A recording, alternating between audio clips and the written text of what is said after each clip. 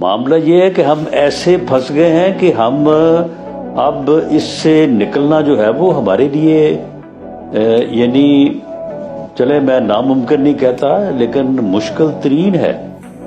اور اس کی وجہ یہ ہے کہ وہ بندہ جو ہے وہ 4 سال برسے اقتدار رہا ہے.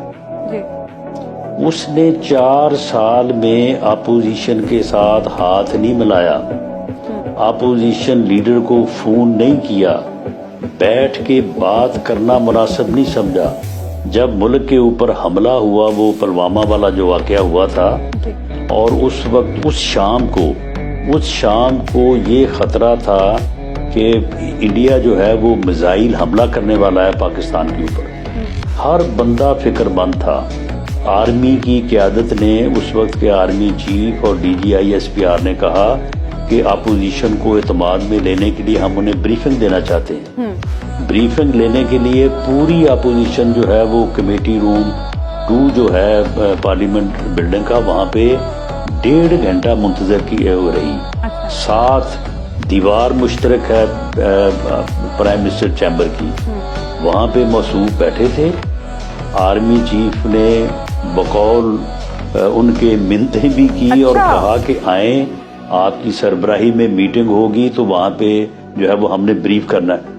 اس نے کہا کہ میں وہاں پہ جاؤں گا تو مجھے تو ان کے ساتھ ہاتھ ملانا پڑے گا, میں نے تو ان کو چھوڑنا ہی نہیں, میں وہاں پہ نہیں جاؤں گا. وہ وہاں پہ نہیں آیا. رانا صاحب, یعنی میں یہ بات جو کر رہا ہوں میں یہ ایکسپیرینس کی بنیاد پہ اوپر کر رہا ہوں, اور باقی آپ اس کو نوٹ فرما لیں.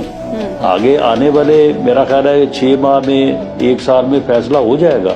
اب یہ جو قضیہ ہے اب اس سے اور زیادہ دیر ملک برداشت کر ہی نہیں سکتا.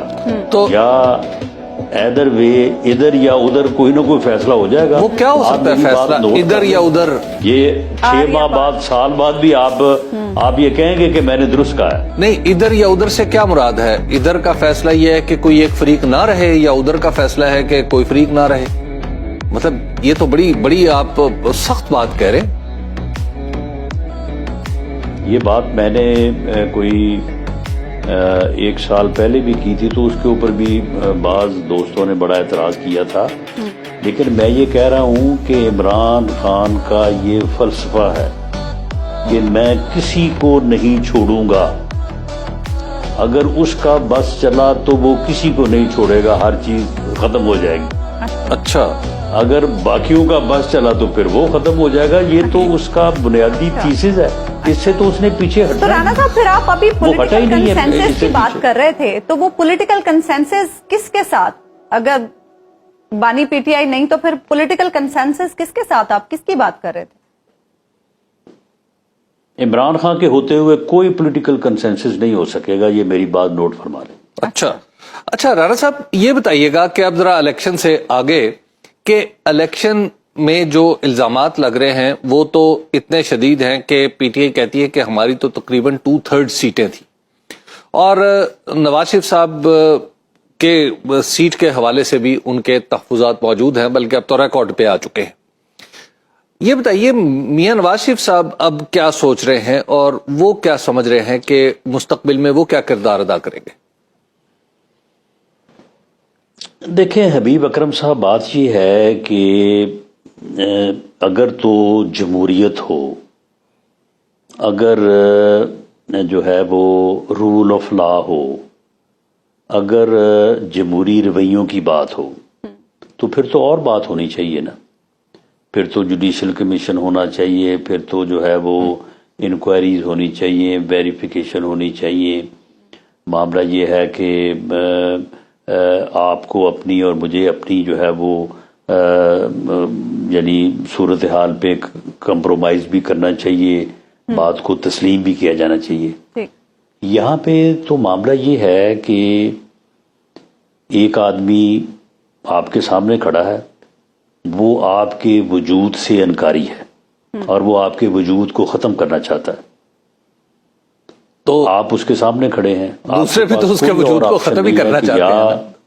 آپ اس کا وجود ختم کروا لیں, آپ اپنا وجود ختم کروا لیں, یا پھر اس کا وجود ختم کر دیں. آپ مجھے بتائیں کہ اب یہ جو بات ہو رہی ہے جس کو آپ نے پوری طرح سے فریم کیا ہے کہ جی یہ سیٹ یہ ہوا وہ ہوا 2/3، معاملہ یہ کہ 2018 میں جب سیم ہماری پوزیشن یہ تھی، ہم یہ کہتے تھے کہ ہمارے ساتھ 2017 سے لے کے 28 اگست کو جو فیصلہ آیا تھا کہ تم نے بیٹے سے تنخواہ نہیں لی تو لہذا جو ہے وہ تم نااہل ہو، اور وزیر اعظم ہاؤس سے نکالا گیا، ہم یہ کہتے تھے کہ اگر ہمارے خلاف یہ سارا کچھ نہ ہوتا تو ہم 2/3 میجورٹی سے کامیاب ہو جاتے۔ ہم یہ کہتے تھے کہ اگر RTS